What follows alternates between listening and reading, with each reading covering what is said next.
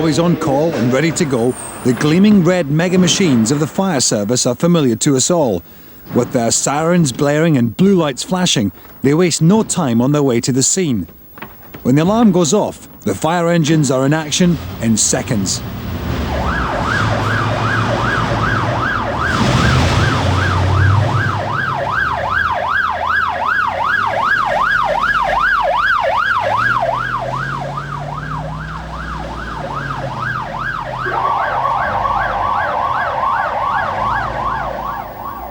Firefighters must always be on red alert, and they must test their equipment regularly. Practice is really important, and here at Leicester, fire drill plays a major part in normal day-to-day duties between real emergencies.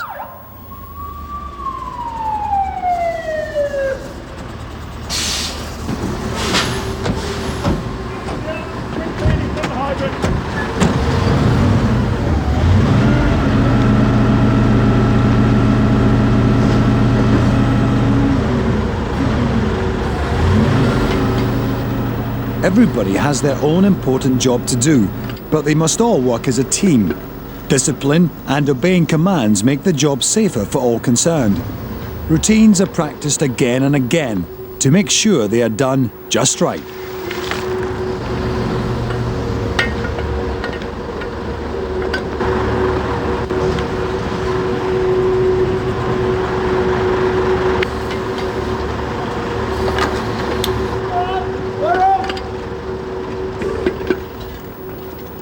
Much of the machinery used today is high-tech equipment.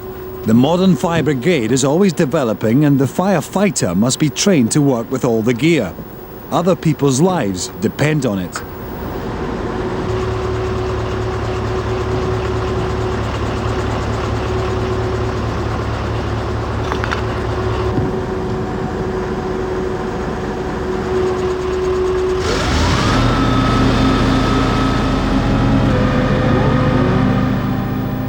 The ground crew may be behind you, you may be strapped in, you know your job through years of experience, but it still takes a lot of nerve and a good head for height to work at the top of a turntable ladder.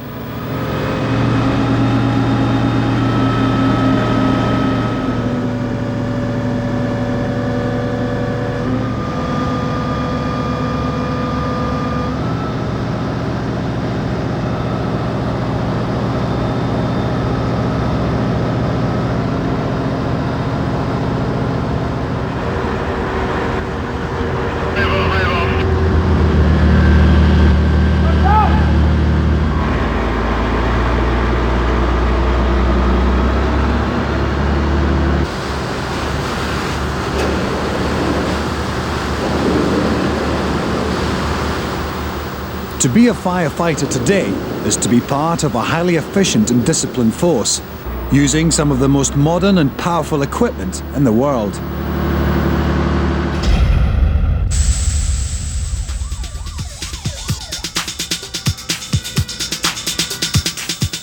Rescue skills must be kept at top level with constant training and practice.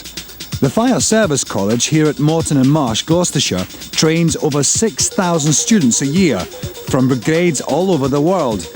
They've created pretend railways, motorways, houses, and even industrial tower blocks, where emergency situations are made as real as possible.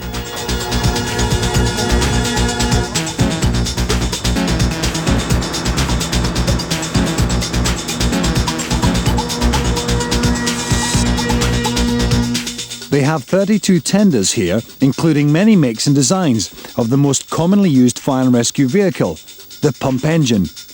They may be made by several different companies, and they may look different from the front, but they all do the same job. At the Fire Service College, they have a big choice.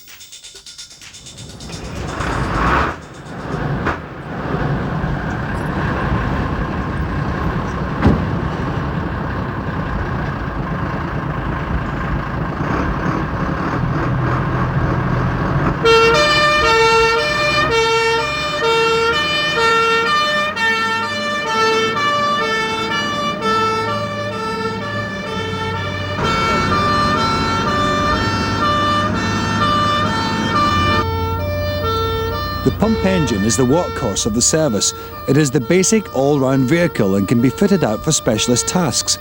This appliance is most generally used as a water tender ladder rescue vehicle, but rather like a Swiss Army knife, when you open up the sides, there are tools for all incidents. They carry 3 types of ladder. The longest is 13.5 metres. It comes in 3 sections and needs 4 men to use it.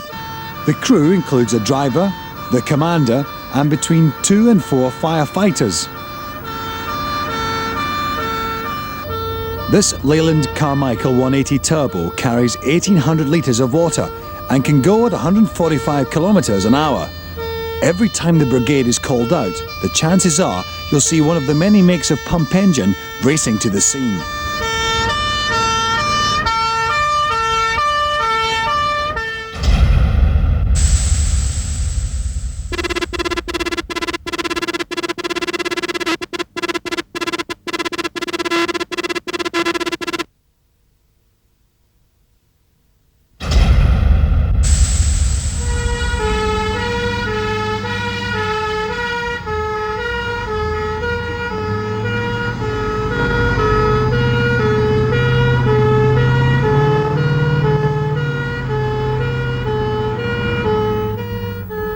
Two pump engines race to an exercise at a domestic house fire.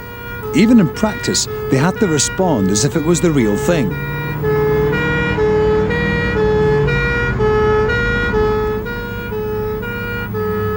There's no traffic here, but on real roads the driver has to be very careful of other vehicles and can only cross red traffic lights by looking first.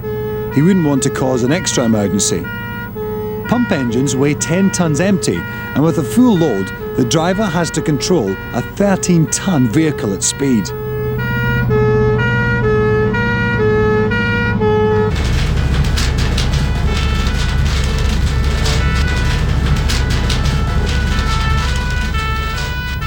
Moreton is the one place where in practice the flames are real. Everything is just as it would be in a 999 call. It's got to be the best way of preparing for a real emergency.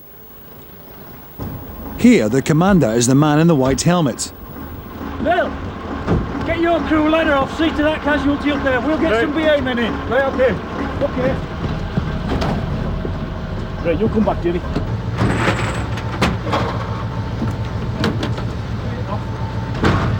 Right, okay. Come on down. Hold it, guys, hold it. Yeah. Okay.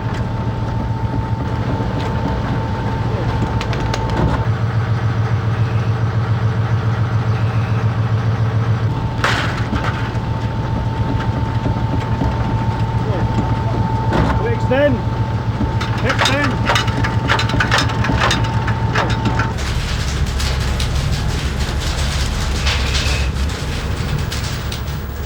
Teamwork is essential because conditions at an incident will be dangerous, hot, smoky and dark, and any person caught inside will be frightened. Firefighters are trained to be calm. Right, we go.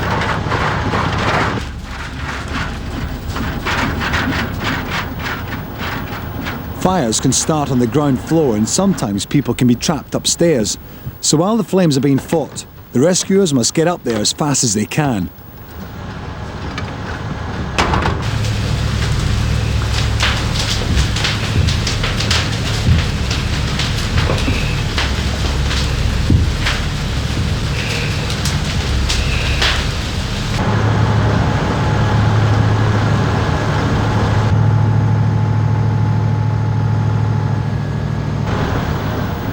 The staircase may be burned out, and the only way of escape is from the roof. Firefighters need to be fit because in a roof rescue, they may have to use the famous fireman's lift.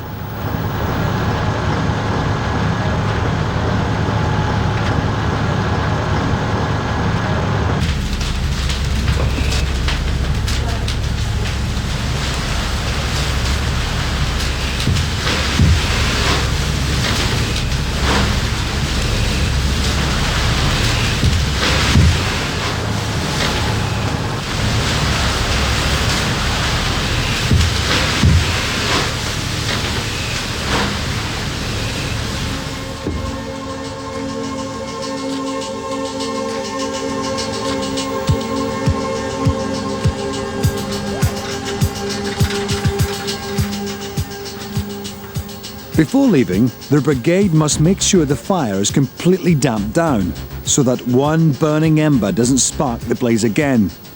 All the gear must be put back in exactly the right place, ready for the next emergency.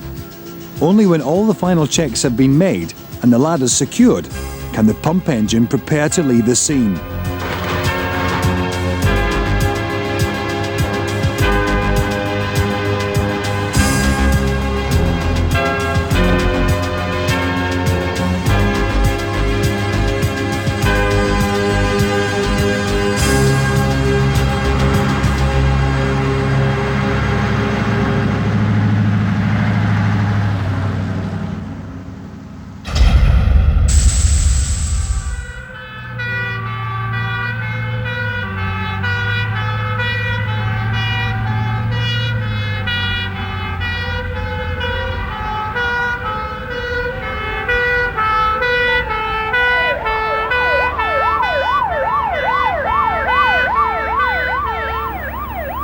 As well as putting out fires, the pump engine is used for all types of rescue.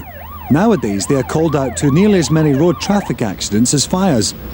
The crew needs to be trained for all sorts of emergency, and here at Moreton, they can learn their skills away from the actual roads and screaming traffic. To keep the atmosphere tense, they still use lights, sirens, and real cars. 2 pump engines and their crews must help any passengers trapped in the tangled metalwork. Will the doors open? No, locked. Your side? No, locked. One there, one there. Same the other side. Okay, Steve, break the screen in. Okay, good. Okay, tap it through. Tap it through under control.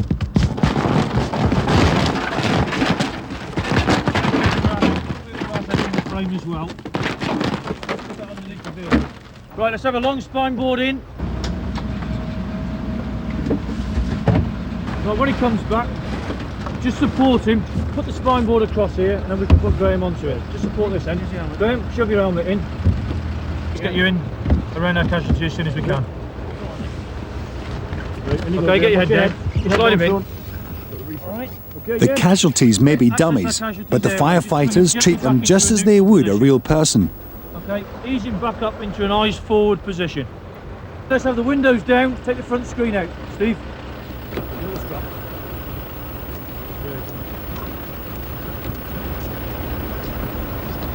Obviously, when someone is injured, spoiling the car beyond repair is the last thing to worry about. It's the person who matters. In a case like this, when the driver is trapped, the fire brigade often decide the best way to free him or her is to remove the roof. To use the cutters without splintering more glass, they need to take the windscreen out. And to shield their eyes, they all have to wear protective goggles. Okay, lift it clear, put it underneath the car out the way. Yeah. Same with the rubber seal. Simon, can you come in and give me a hand with the oxygen? Yeah. Now, with better access to the casualty, the team can give first aid. Put that around our casualty. Fellas, as soon as you got the oxygen and collar on, then we'll have the roof off.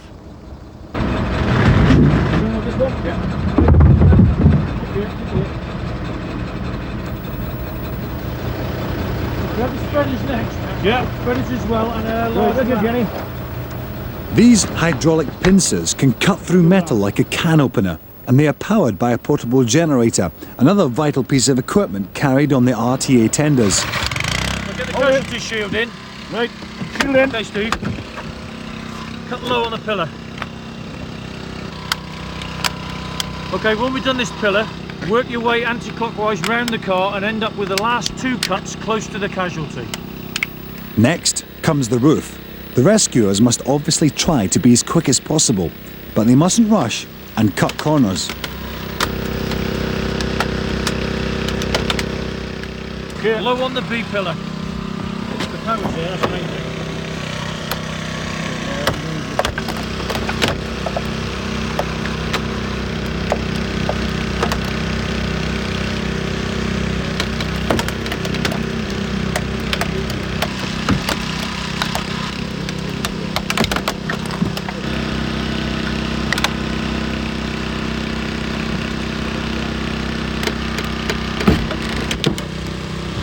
Okay, got it.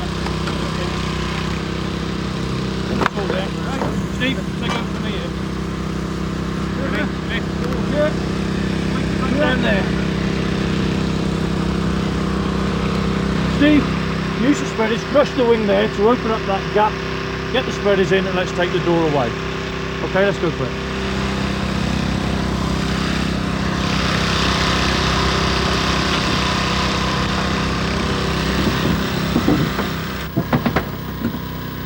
Pinching the front wing like this makes it easier to get at the door hinges.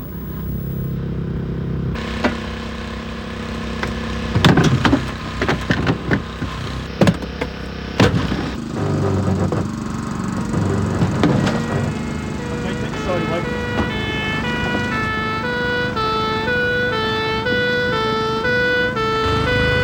Okay, Steve.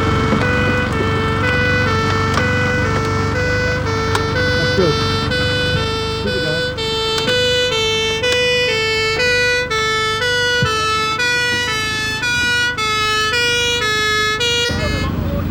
The fire brigade always works closely with the other emergency services, and it won't be long before the driver is free. On a genuine motorway incident, both the pump engines and the ambulances would try to park so that they don't get in the way. In order to keep the traffic flowing freely, where possible, they keep at least one lane open.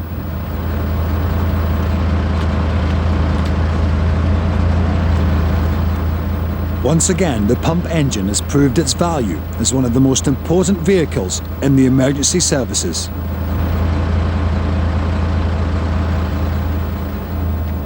Before leaving the scene, the fireman will tidy up broken glass and put sand on any oil spills to stop another accident happening, while other services will remove the smashed cars.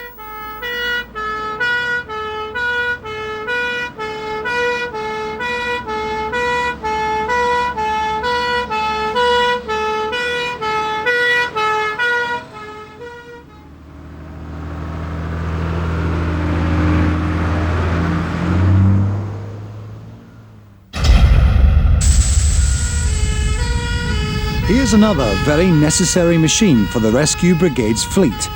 The Chemical Incident Unit may not look much, but it holds special equipment for dealing with situations where there is danger of acid or poison polluting the water, ground, or air.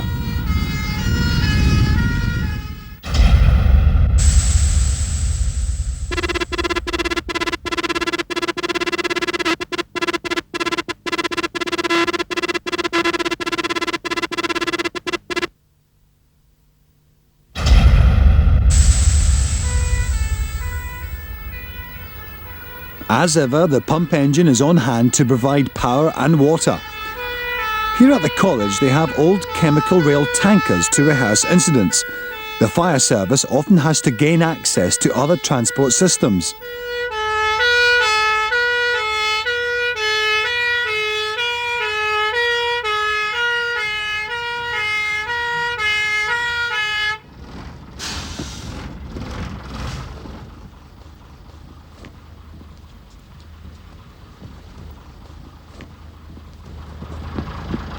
Shower set up, Jim, 2BA. Right. Okay, 2BA shower. Okay, decontamination shower unit. One of the college instructors runs through procedures with a colleague as they set up the unit. A possible risk of chemical spillage is that it can spread quickly, and a firefighter could get some of the dangerous liquid onto his clothes or boots and transfer it somewhere else. The unit contains a high-pressure shower which is fed water from the pump engine. Using the workhorse of the fire service, the fire appliance. Opening now the tank valve. On the vehicle, delivering from the tank and testing that we do have water. They must check that it is all working before they risk getting any chemicals on them.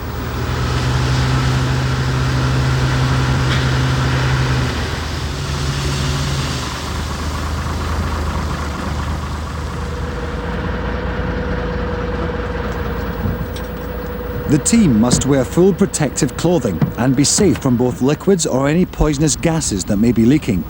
These suits aren't easy to get into, and to make sure they are fully sealed in, the firefighters help each other dress. Oxygen masks are standard, as the suits are airtight. The end result is just like a spacesuit.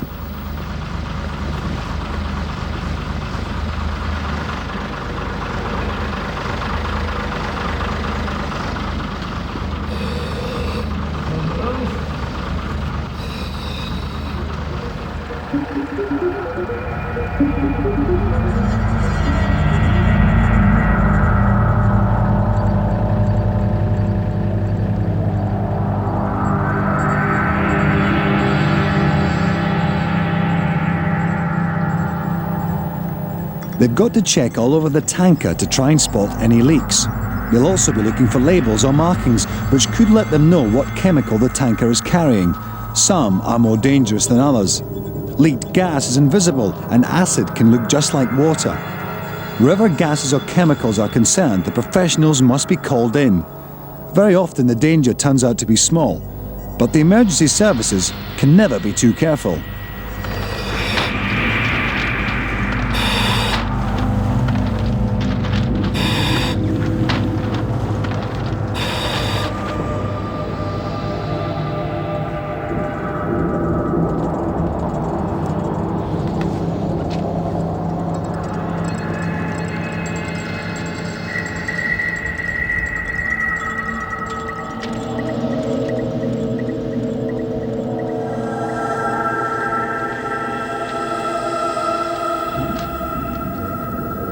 At the end of every exercise, the crew must be washed down, so just to be safe, the pressure shower is always used.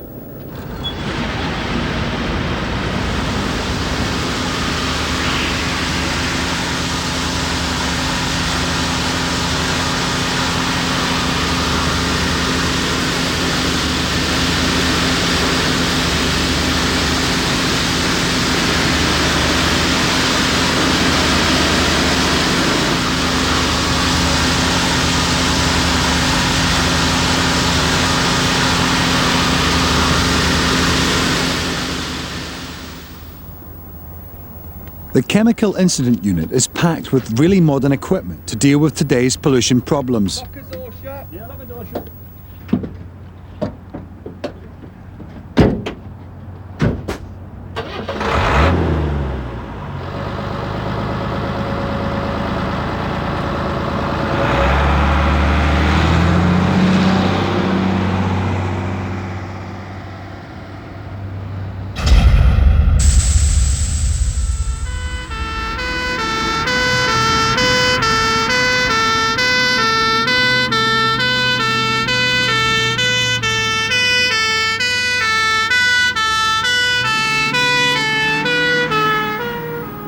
The bigger fire engines are known as specials and will be called to incidents where the pump engines can't do it alone. Several companies which convert vehicles make specials as well as pump engines. Carmichael is one of the best known. All these mega machines are based on an ordinary lorry with the cabins and lockers specially designed. The turntable ladder is hydraulically powered and when parked can turn 360 degrees and extend to over 30 meters. The reason ladders were made longer and longer is because buildings became higher and higher.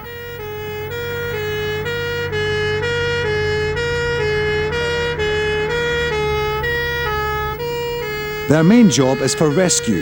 There is a hose which runs up the side, but water is heavy and the ladders, being made of strong but light aluminium, can be a bit unsteady at the top.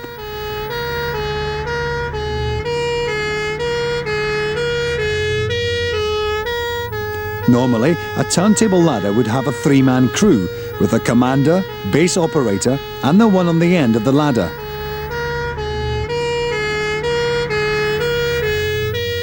If you were high up on the balcony of a burning building, you'd certainly be glad when one of these turned up.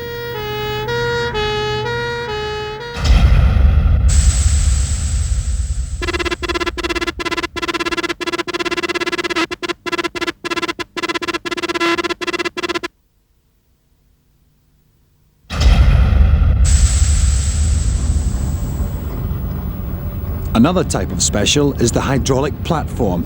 Here, a Simon Snorkel SS220 is mounted on a Saxon Dodge G16 body. It can only carry 3 in its basket, so it would take rather a long time to rescue a lot of people.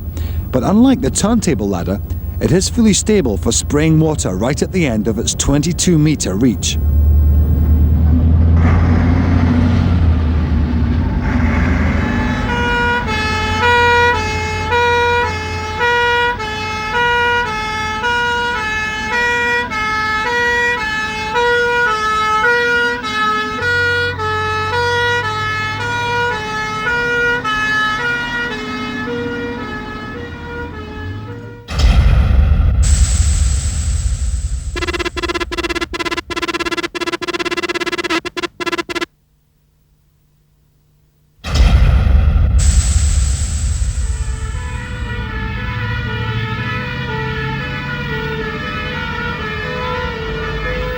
Exercises at Moreton can start some way away from the incident. A command vehicle, hydraulic platform and pump engine respond to a call. Going to a real fire, they'd probably take different routes, so at least somebody would get there if a road was blocked.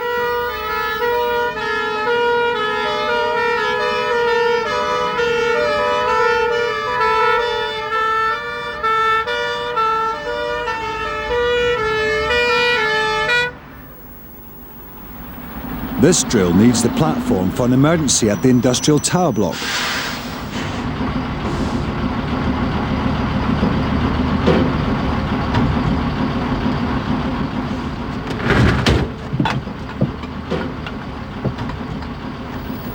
Teamwork is here again. The pump engine gets extra water by plugging into the mains. They carry enough hose on board to reach a hydrant a quarter of a mile away. The pressure on mains water varies, so to keep it regular, it must be fed through the pump engine.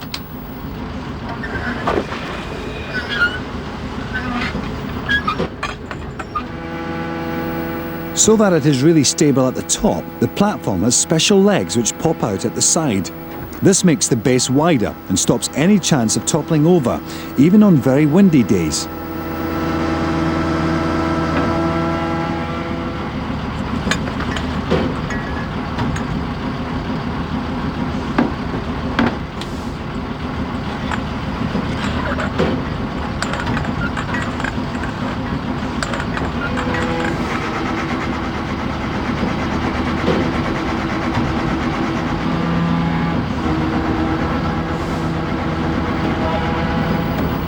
When it's stable, the platform can be connected up to the pump engine for its extra water supply.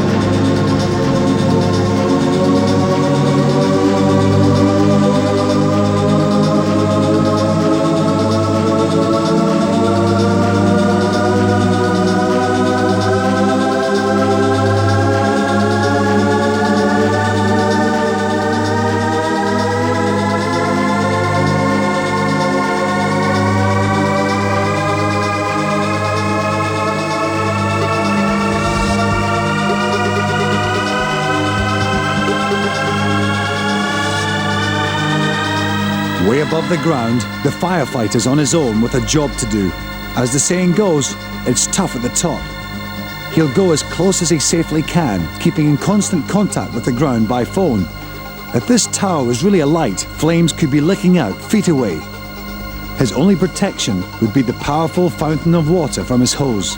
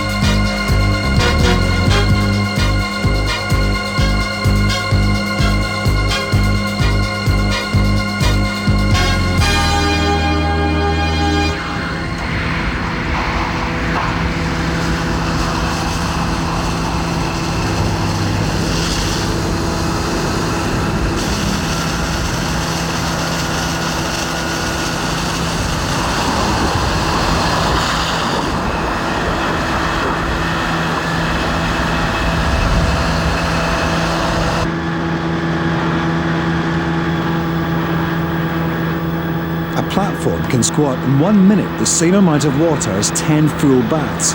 But this jet must be controlled because the power could damage the inside as much as the fire. The platform even has a drenching system of its own to make sure it doesn't get too hot near the fire. Keeping cool is part of the job for men and machines.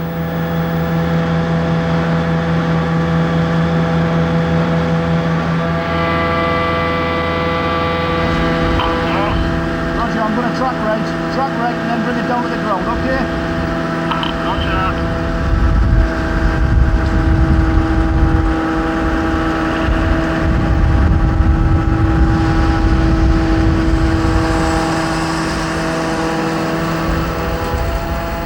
The fingertip controls bring the basket down.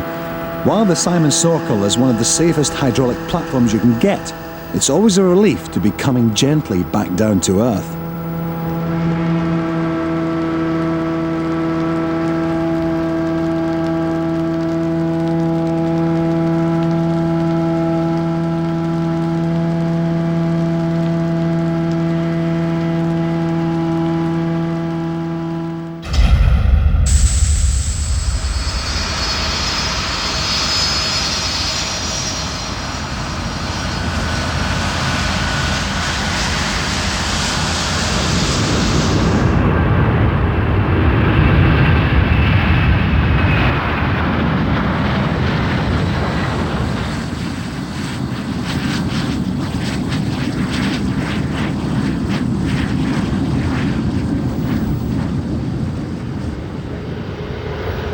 London's Heathrow is the busiest international airport in the world. At peak times, a plane is either taking off or landing every 30 seconds. An airport has more material which can easily catch fire within its boundaries than almost anywhere. Fire protection is really important, so they have some fantastic fire engines here.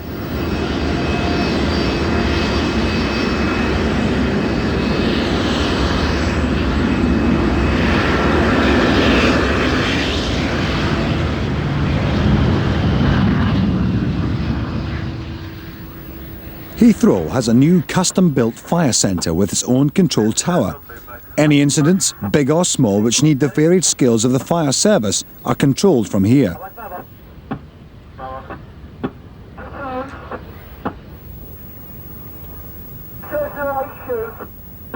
Luckily, actual plane crashes are very rare, but firefighters use extremely realistic practice drills. For exercise, Trident aircraft, starboard engine when alight.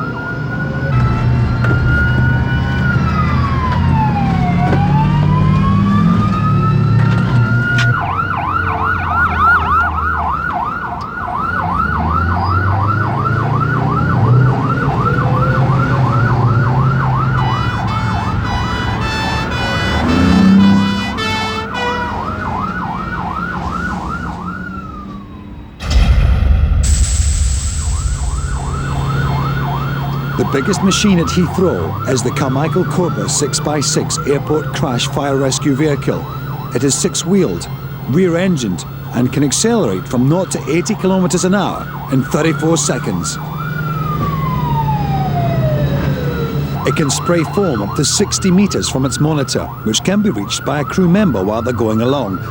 There are also 2 foam hand lines kept in the lockers on either side of the vehicle. The Siren is the more American-style warbler, and the whole machine would cost about £250,000.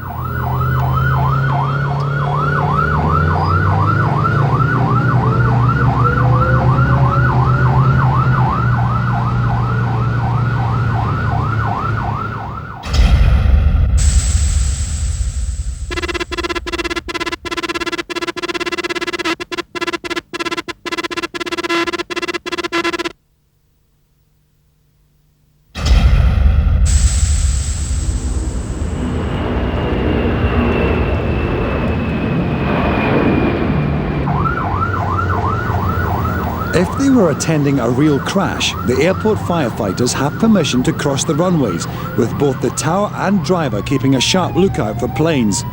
Within the airport perimeter, the fire services must reach any incident in under 3 minutes.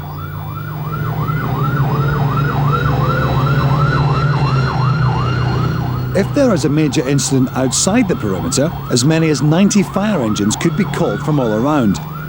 Air crashes are always extremely dangerous because planes are full of fuel, and there needs a mega machine to tackle a fire like this.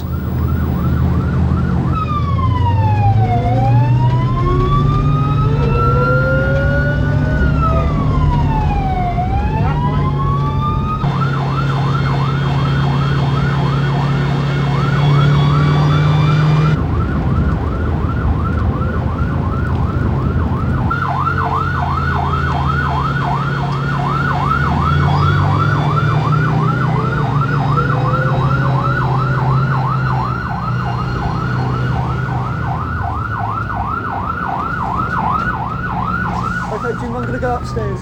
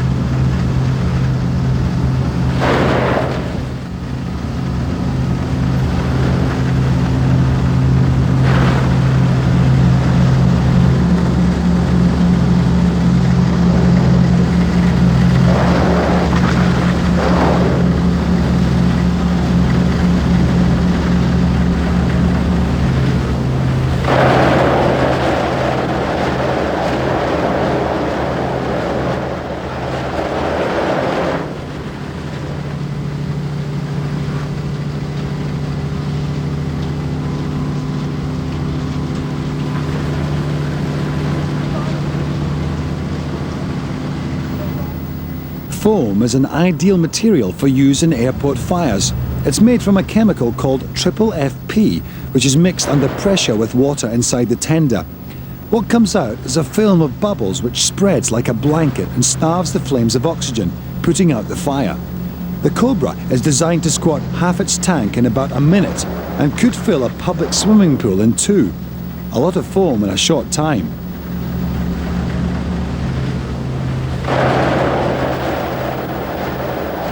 The steaming bodywork still needs the final flushes of foam to dampen the debris.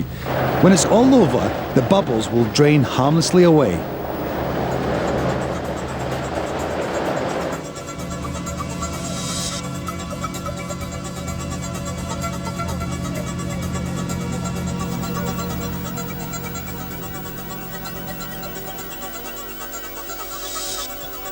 From safeguarding the lives of airline passengers to dealing with fires in houses and factories, from attending road traffic accidents and clearing up chemical incidents, the fire brigade of today relies on its fast, specialist machines to make the world a safer place.